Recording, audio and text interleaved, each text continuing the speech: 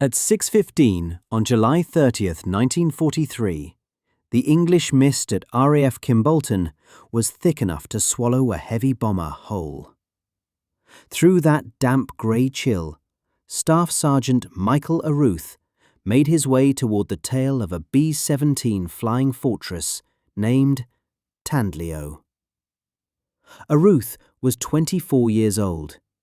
He had 12 combat missions under his belt and 3 confirmed kills.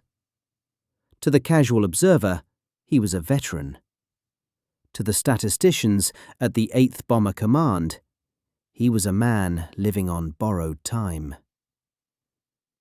Aruth didn't board the plane like the others. He crawled. He pushed himself into a space 5 feet long and 4 feet wide.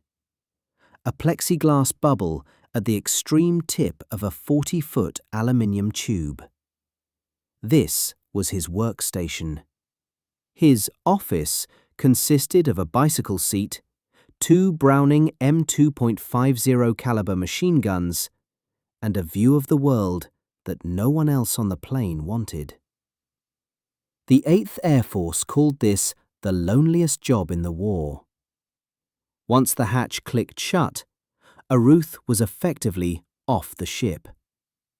He was separated from his 9 crewmates by 40 feet of empty fuselage and the roar of 4 Wright Cyclone engines.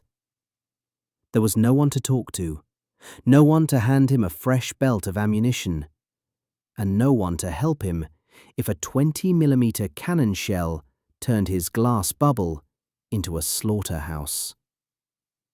Outside, the temperature was preparing to drop to -60 degrees Fahrenheit. The only thing standing between Michael Aruth and death by hypothermia was a thin, electrically heated flight suit. But cold wasn't his primary concern. His concern was the geometry of murder. The mathematics of the kill. To understand why Michael Aruth became a legend, you have to understand the brutal reality of 1943. The Luftwaffe had spent 2 years perfecting the destruction of American bombers. They had realized that the B-17, for all its armor, had a soft rear hemisphere. The statistics told a terrifying story. In the summer of '43, the average B-17 crew survived exactly 11 missions before they were shot down, killed, or vanished over the North Sea. Tail gunners died faster than almost any other position on the aircraft, save for the ball turret gunners suspended in the belly. German pilots preferred the 6 o'clock high attack. They would level out behind the bomber stream, matching its speed. A Messerschmitt Bf-109, closing at 350 miles per hour, had nearly 10 seconds of stable aim. It was like shooting a stationary target in a gallery. The standard Army Air Force gunnery manual, the Bible Aruth had been given in training, commanded gunners to be patient. "Wait," the manual said. "Conserve your ammunition. Do not fire until the enemy is within 300 yards. In a classroom in Nevada, that made sense. At 25,000 feet over Germany, it was a suicide pact. At 300 yards, the enemy was already shooting. By the time a tail gunner squeezed his triggers, he was usually staring down the barrels of a Focke-Wulf 190 carrying 2 20mm cannons and 2 13mm machine guns. A single burst from the German would shred the plexiglass, kill the gunner, and disable the tail controls before the American could even blink. Aruth had watched it happen. On his 6th mission, he saw the B-17 on his right wing simply stop existing. The fighter came in fast, guns blazing, and the tail gunner never fired a shot. He had followed the manual. He had waited for 300 yards. He died with 800 rounds of unused ammunition in his bins. The rebel logic. Aruth began to question the doctrine. He realized the Luftwaffe pilots weren't just skilled, they were comfortable. They knew the American patterns. They exploited the training manual like a roadmap. They attacked from maximum range because they knew the American gunners would hold their fire. Aruth decided he was done being a target. He checked his ammunition belts, 400 rounds per gun. The manual said that was enough for a standard mission. Aruth already knew the manual was wrong about the range. He suspected it was wrong about the volume too. He calculated the problem differently. A Focke-Wulf 190 at 600 or 700 yards was a difficult target, yes, but it was flying straight toward him. Its profile was at its maximum.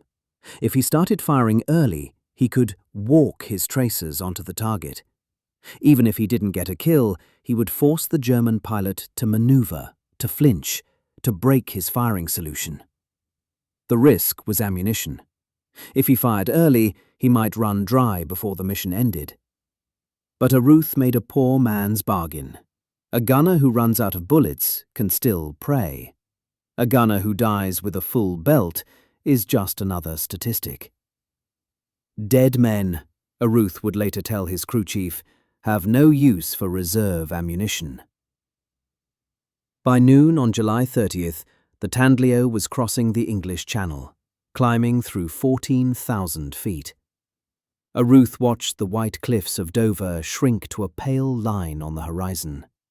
Ahead lay occupied France, Belgium, and the industrial heart of Nazi Germany, Kassel. 186 B-17Es were in the air. 123 P-47 Thunderbolt escorts were flying alongside them. But Aruth knew the arithmetic of fuel. The Thunderbolts would have to turn back over Belgium. For the final 200 miles to the target, the bombers would be alone. Aruth settled onto his bicycle seat, gripped the spades of his twin Brownings, and waited. He wasn't waiting for 300 yards. He was waiting for the moment he would rewrite the war. By 11:30 a.m., the protective umbrella of the P-47 Thunderbolts began to fold.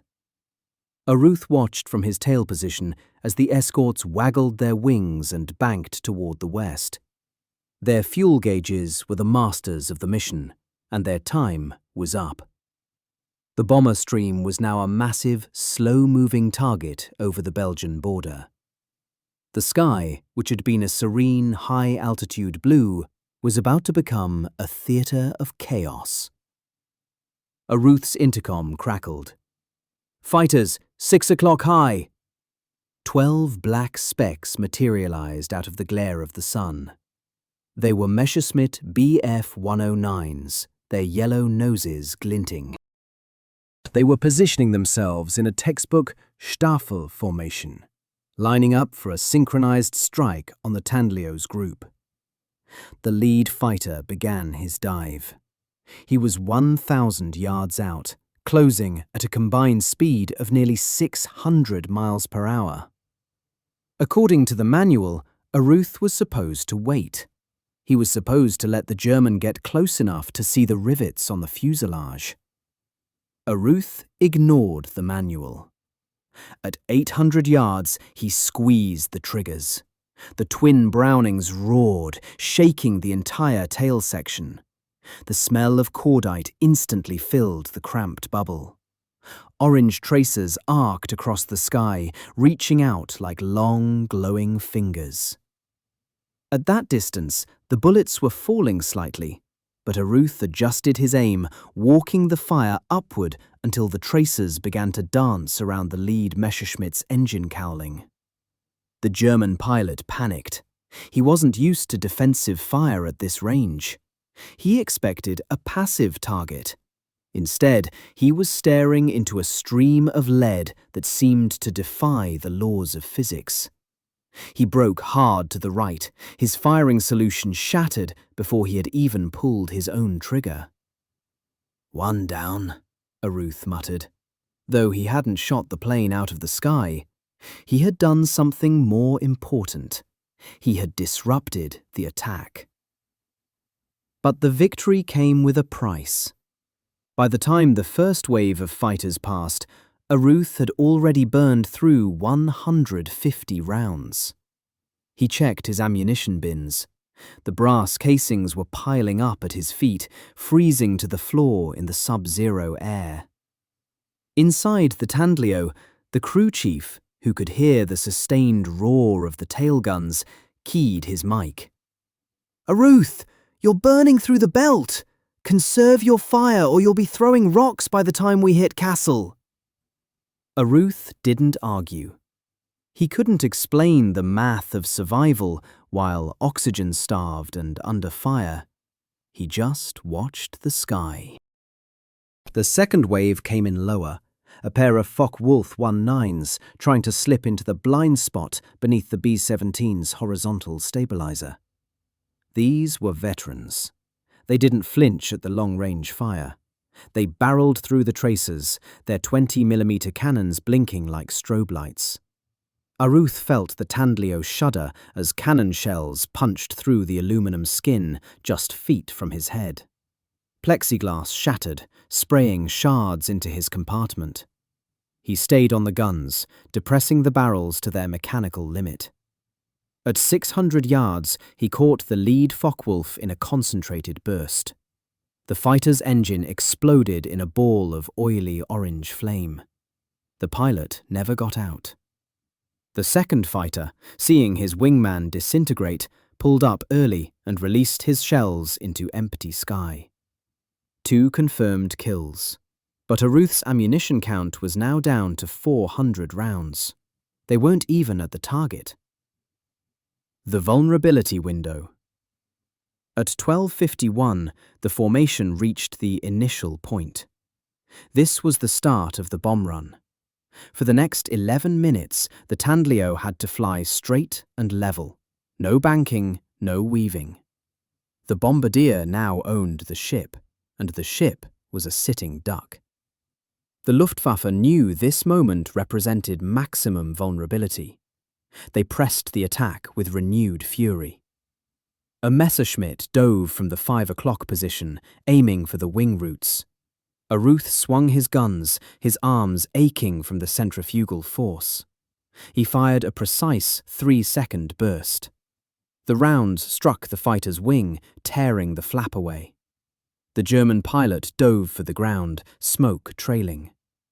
But as Aruth watched the kill, he felt a sharp, white-hot sting in his left shoulder. A 20mm fragment had ripped through the side of the tail, shredding his flight suit and burying itself in his muscle. Blood began to pool on the floor, freezing almost instantly. His left gun jammed, the receiver shattered by a direct hit. He was wounded. He was down to 1 functioning weapon, and he had exactly 63 rounds of ammunition remaining. Ahead, the city of Kassel was burning beneath a column of black smoke. The bombs were away. But the gauntlet back to England was 250 miles long, and the Luftwaffe was just getting started. Aruth wrapped a silk scarf around his wounded arm, gripped the spade of his remaining gun with one hand, and waited. The secret weapon had kept them alive this far, but now the mathematics demanded a miracle. The lone gunner's calculus. The Tandleo turned westward at 13:04, leaving the inferno of Kassel behind. But the sky over Belgium was crawling with fresh interceptors. Aruth's left arm had gone numb from the cold and the trauma. His one functioning gun now a lifeline with a very short wick. He had 63 rounds. To put that in perspective, the Browning M2 fires 13 rounds per second. Aruth had less than 5 seconds of total trigger time to cover 250 miles of hostile airspace. At 13:31, 2 Messerschmitt Bf-109s appeared at 7 o'clock. Aruth didn't use his secret weapon this time. He couldn't afford the suppressive fire. He waited. He watched the wingtips of the lead fighter, waiting for the moment the pilot would level out to fire. At 500 yards, Aruth squeezed a precise 12-round burst. The tracers struck the engine cowling, and a spray of glycol coolant erupted from the German's nose. The fighter rolled inverted and dove away. The wingman, seeing the accuracy of the wounded gunner, broke off his attack. 51 rounds remaining. The Tandleo crossed into French airspace at 14:15. The crew was silent, listening to the rhythmic thrum of the engines and the occasional crump of distant flak. When the bomber finally touched down at RAF Kimbolton at 15:52, ground crews had to assist Aruth out of the hatch. He was covered in his own frozen blood, his compartment a graveyard of brass casings. The intelligence report. The flight surgeon counted 11 separate fragment wounds in Aruth's shoulder and back, but while the sergeant was being stitched up, the mission intelligence officers were staring at a set of impossible data. Aruth had scored 3 confirmed kills and 2 probables in a single mission. More importantly, the Tandleo, despite being at the point of the formation, had returned with significantly less structural damage than the bombers flying standard defensive patterns. Word spread through the 379th Bombardment Group. Other tail gunners began visiting Aruth's hospital bed, asking the same question. How are you still alive? Aruth's answer was simple. I stopped waiting. The group's gunnery officer reviewed the gun camera footage. It was undeniable. By engaging at 800 yards, Aruth was disrupting the German pilots' firing solutions before they could even establish them. The early fire forced the Luftwaffe to maneuver defensively, degrading their accuracy and reducing hits on the bomber stream. Challenging the high command. The 379th Group commander received a preliminary report on September 1st. The data was a direct challenge to 2 years of established U.S. Army Air Force doctrine. For years, the brass had preached ammunition conservation and discipline. Aruth had preached aggression and volume. The implications were massive. If coordinated early fire from an entire combat box could disrupt a mass fighter attack, the casualty rates for the 8th Air Force might finally begin to drop. Aruth was cleared for duty on August 19th. He refused a ticket home. He climbed back into the tail of a new B-17, also named Tandleo, and prepared for the longest penetration the 8th Air Force had ever attempted. Stuttgart. It was a mission designed to break the back of German industry by targeting ball-bearing production. It was also a mission designed to see if Aruth's secret weapon was a fluke or the new key to winning the air war. As the bombers lifted off on September 6th, Aruth didn't bring 800 rounds. He had managed to secure 1,200. He knew that today the math would be even more brutal. The Stuttgart mission of September 6, 1943, was a journey into the mouth of the wolf. 187 bombers climbed into an overcast sky, carrying the weight of a strategic gamble. Their target manufactured the ball bearings essential to every tank, plane and truck in the German arsenal. Tandleo flew in the lead element. Aruth sat in the tail, his wounded shoulder stiff from the cold, his eyes scanning the horizon for the first signs of contrails. He had crammed 1,200 rounds of ammunition into his compartment, ignoring the weight limits. He knew that today, the manual would be written in lead. The fighters found them over France at 9:15. It wasn't a skirmish, it was a mass interception. Over 100 German fighters rose to meet them, and by the time the formation reached German airspace, that number had doubled. The company front. At 10:08, Aruth spotted a staffel of 12 Bf-109s positioning themselves for a climbing attack from the 6 o'clock low. They were coming up in a company front, a terrifying wall of steel designed to overwhelm the tail gunner with sheer volume. Aruth didn't wait. At 900 yards, he opened fire. The tracers fell toward the formation like a rain of fire. The German pilots, startled by the reach of the defensive fire, broke their formation early. 3 fighters absorbed hits and fell away. Aruth kept shifting targets, his barrels glowing a dull, angry red in the shadows of the tail. But the Luftwaffe was adapting. A Focke-Wulf 190 dove from the sun, using the glare to mask its approach. By the time Aruth saw him, the Germans' 20mm cannons were already blinking. The impacts threw Aruth against the plexiglass. His left gun was obliterated, the receiver shattered by a direct hit. Fragments tore through his flight suit, opening new wounds across his arms and scalp. Blood poured down his face, partially blinding him. He didn't pull back. He wiped the blood from his eyes with his sleeve and kept firing with the right gun.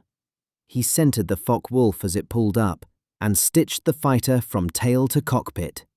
It rolled inverted and vanished into the clouds. The ditching. The Tandleo was dying. Cannon fire had severed the hydraulic lines and punctured the fuel tanks. The pilot, struggling with the controls, made a desperate decision. They couldn't reach England. They would have to ditch in the English Channel. Aruth remained at his post as the bomber descended, watching for the scavengers that usually followed crippled aircraft. But his secret weapon had worked. The German fighters were busy with the main formation, unwilling to risk the long-range bite of a wounded gunner. The Tandleo hit the water at 120 miles per hour. The fuselage snapped like a dry twig. Aruth was thrown forward, his head striking the gun mount before the cold grey water swallowed the compartment. When he regained consciousness, he was bobbing in a yellow life raft. All 10 crew members had survived the impact. As they were pulled aboard a British rescue boat, Aruth looked back at the oil slick where Tandleo had vanished. He had 17 confirmed kills. He had been wounded twice. He had survived the longest missions in the war. The legacy of Michael Aruth. In October 1943, the 8th Air Force's gunnery staff completed their analysis of Aruth's missions. The data was undeniable. Tail gunners who engaged targets beyond 500 yards had a survival rate 40% higher than those who followed the 300-yard doctrine. In November, the official policy was changed. New gunnery guidelines authorized tail gunners to engage at extended ranges. The approach that had kept Michael Aruth alive was now the standard for every bomber crew in the United States Army Air Force. Aruth was grounded permanently in late September due to his head injuries. He had flown 20 missions. He had destroyed 17 German aircraft, making him one of the highest-scoring gunners in history. He spent the rest of the war in the United States, teaching new recruits the secret weapon. He didn't teach them to be patient, He taught them to be aggressive. He taught them that the manual was a roadmap, but their eyes and their gut were the only things that would bring them home. Michael Aruth stayed in the Air Force until 1962, retiring as a Master Sergeant. He rarely spoke of the Tandleo or the frozen blood in the tail. He lived a quiet life, a man who had survived the deadliest skies in history by being the only one brave enough to say the manual was wrong. He lies today in the National Memorial Cemetery of Arizona. His headstone is simple, a quiet end for a man who rewrote the rules of the air war with a pair of machine guns and a refusal to die.